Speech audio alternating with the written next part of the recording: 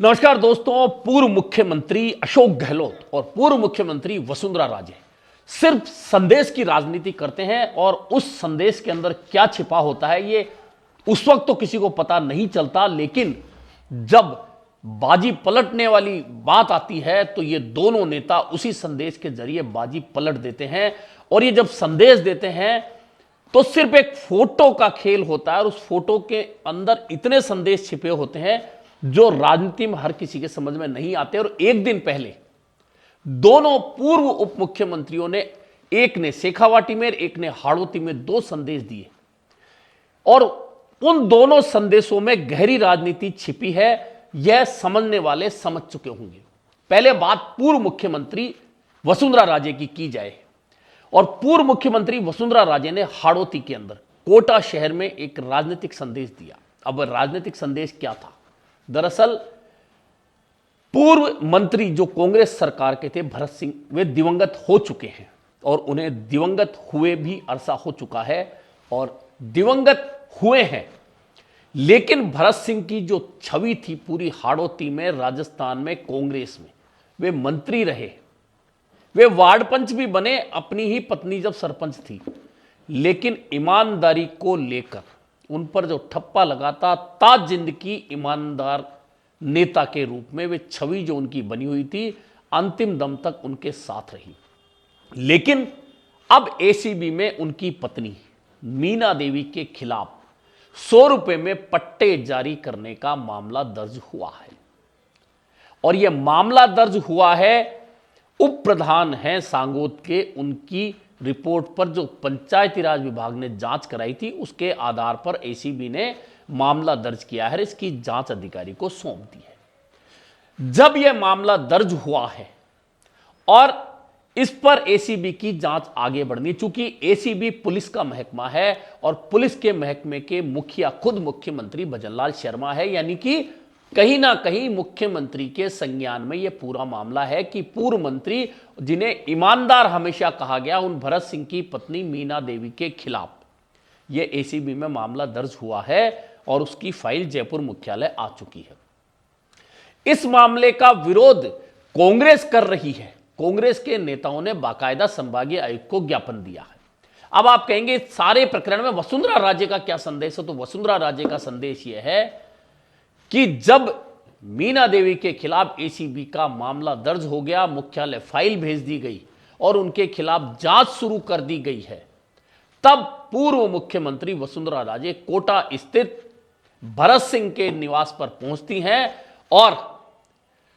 उन्हें इतने दिनों बाद वहां पहुंचकर ना सिर्फ श्रद्धांजलि देती हैं और वही एक संदेश है कि जो भाजपा सरकार मीना देवी जो भरत सिंह की पत्नी हैं, जो पूर्व सरपंच हैं, उनके खिलाफ एसीबी में मामला दर्ज करवा रही हैं, उन भरत सिंह के निवास पर पहुंचकर सिर्फ वसुंधरा राजे ने यह संदेश दिया है कि भरत सिंह के परिवार के ऊपर जो भी मामला दर्ज हुआ है, निश्चित तौर पर वसुंधरा राजे मूक तरीके से उस फैसले का विरोध कर रही हैं। हालांकि भाजपा की सरकार है, वसुंधरा राजे भाजपा की राष्ट्रीय उपाध्यक्ष हैं, नेता भाजपा की हैं, पूर्व मुख्यमंत्री हैं। ऐसे में सीधे तौर पर तो वे कोई संदेश नहीं दे सकती, कोई संदेश लिख नहीं सकती, कोई बयान नहीं दे सकती, लेकिन जब मामला दर्ज हो गया, मुख्यालय फाइल आ गई और जांच शुरू हो गई, उस समय वसुंधरा राजे का भरत सिंह के निवास पर पहुंचना सीधा सीधा यह संदेश है कि इस मामले को लेकर वसुंधरा राजे भाजपा सरकार के या एसीबी के ओर से जो प्रकरण दर्ज हुआ है उसके पक्ष में बिल्कुल नहीं है। यह एक तरह से राजनीतिक संदेश वसुंधरा राजे ने दे दिया है। जबकि भरत सिंह की मृत्यु के बाद में लंबा समय बीत चुका है, उस दौरान कई बार कोटा और झालावाड़ वसुंधरा राजे गई हैं, लेकिन तब वे श्रद्धांजलि अर्पित नहीं करने गई। वे श्रद्धांजलि अर्पित करने उस समय गई जब यह मामला गरमा रहा था और कांग्रेसी सड़क पर निकलकर इसका विरोध करते हुए संभागीय आयुक्त को ज्ञापन दे रहे थे। यानी कि यह सीधा सीधा संदेश वसुंधरा राजे ने राजनीतिक रूप से भरत सिंह के परिवार के साथ खड़े होकर दे दिया। अब दूसरा संदेश पूर्व मुख्यमंत्री अशोक गहलोत का सुनिए। अशोक गहलोत इस मामले में शुरू से वे जहां भी जाते हैं वे वहां एक बात का बहुत ज्यादा ध्यान रखते हैं कि कांग्रेस के वे सीनियर लीडर या कांग्रेस के भुला दिए गए लीडर या भुला दिए कार्यकर्ता जो लंबे समय तक पार्टी के साथ जुड़े रहे थे, काम करते रहे थे, उस जगह जाते हैं, जिस भी जिले में जाते हैं, गांव में जाते हैं, तहसील में जाते हैं, तो वे उस जगह पहुंचकर एक संदेश दे देते हैं। और ऐसा ही संदेश उन्होंने शेखावाटी में,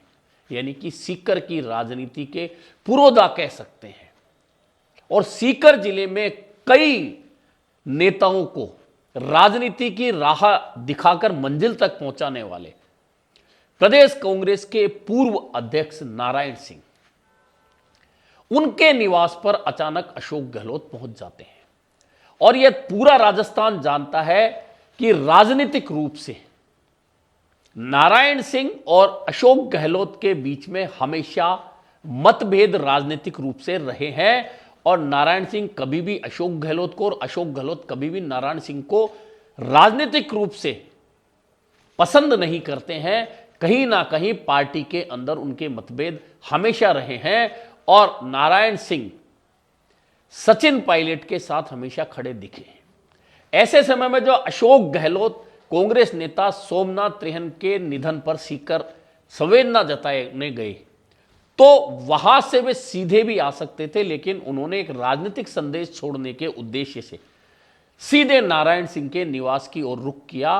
और वहां से जो तस्वीरें सामने आई तो सीधा सीधा एक राजनीतिक संदेश चला गया कि भले ही नारायण सिंह अशोक गहलोत के खिलाफ रहे हो, नारायण सिंह के अशोक गहलोत से हमेशा मतभेद रहे हो, राजनीतिक रूप से दोनों के वैचारिक मतभेद भी रहे हो, दोनों के विचार नहीं मिलते हो, इसके बावजूद अशोक गहलोत का नारायण सिंह से मिलने जाना, उनके हालचाल पूछना, चूंकि नारायण सिंह की अवस्था, राजनीति वे छोड़ चुके हैं और उनके पुत्र वीरेंद्र अब दातारामगढ़ से लगातार 2 बार विधायक बन चुके हैं, और वीरेंद्र भी सचिन पायलट खेमे के विधायक माने जाते हैं। हालांकि जब बाड़ेबंदी हुई थी तब वीरेंद्र अशोक गहलोत के खेमे में थे। इसके बावजूद अशोक गहलोत का नारायण सिंह से मिलने जाना, उनके हालचाल जानना और वहां से तस्वीरों का सामने आना एक सिर्फ राजनीतिक संदेश था कि चाहे कोई मेरे से कितना भी राजनीतिक मतभेद रखता हो, लेकिन मैं किसी से राजनीतिक मतभेद नहीं रखता, और मैं हर हाल में उस व्यक्ति के साथ खड़ा होता हूं जो कांग्रेस के प्रति कर्मठ है।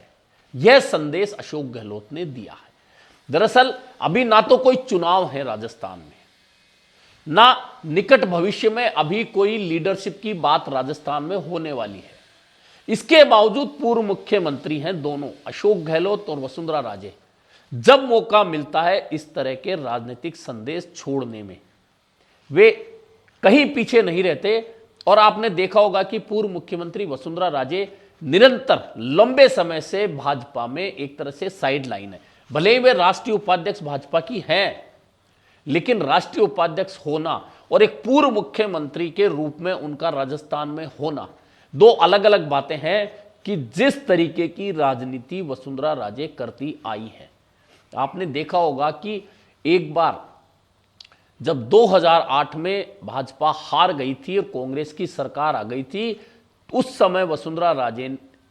प्रदेश अध्यक्ष भाजपा का बनने के लिए किस तरह से विधायकों को ले जाकर दिल्ली में डेरा डाल दिया था, और उसके बाद अध्यक्ष पद हासिल करके ही मानी थी। यानी कि जिस तरह की राजनीति वसुंधरा राजे करती हैं, वैसी राजनीति से उन्हें एक तरह से दूर कर दिया गया है, और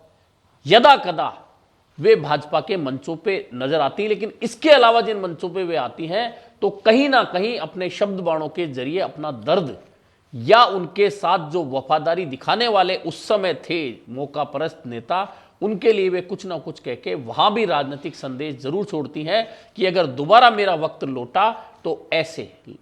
लोग मेरे निगाह में है, मेरे दिल में है, मेरे दिमाग में है, कि जिन्होंने वफादारी मौके पे निभाई और बाद में मौका परस्ती दिखाई।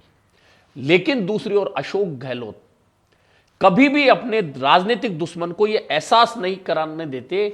कि मैं तुमसे दुश्मनी रखता हूं या मैं तुमसे कभी नाराज होता हूं। अशोक गहलोत की राजनीति का यह गुण है, पिछले 50 साल से आप देख लीजिए कि उनके किसी से भी कितने भी गहरे मतभेद रहे हो, लेकिन उन्होंने कभी उन मतभेदों को उजागर नहीं होने दिया। हां, यह बात सही है कि जब राजनीतिक रूप से बाजी पलटने का मौका आता है तो अशोक गहलोत उस राजनीतिक मतभेद रखने वाले नेता के साथ में जो करते हैं वह पूरा राजस्थान जानता है। ऐसे एक नहीं अनेक उदाहरण हैं जब अशोक गहलोत ने राजनीतिक मतभेद रखने वाले या अशोक गहलोत की खिलाफत करने वाले कितने ही नेताओं को राजनीतिक रूप से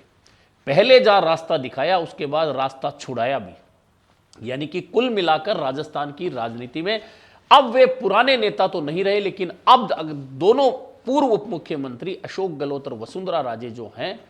अशोक गहलोत हालांकि कांग्रेस में साइडलाइन ना तो लगे हैं, ना अभी ऐसी परिस्थितियां हैं कि अशोक गहलोत को कांग्रेस में साइडलाइन किया जा सकता है। इसके बावजूद वे समय समय पर कोई ना कोई राजनीतिक संदेश देकर अपने से राजनीतिक मतभेद रखने वाले नेताओं को संदेश छोड़ जाते हैं कि मैं अभी ना तो चुका हुआ हूं, ना मैं अभी थका हूं। ऐसे में मौका आया तो राजनीतिक दो दो हाथ जब करने का मौका आएगा तो हम आमने सामने होकर वे दो दो हाथ जरूर करेंगे। अभी के लिए इतना ही, फिर मिलेंगे नए मुद्दे पर चर्चा के साथ।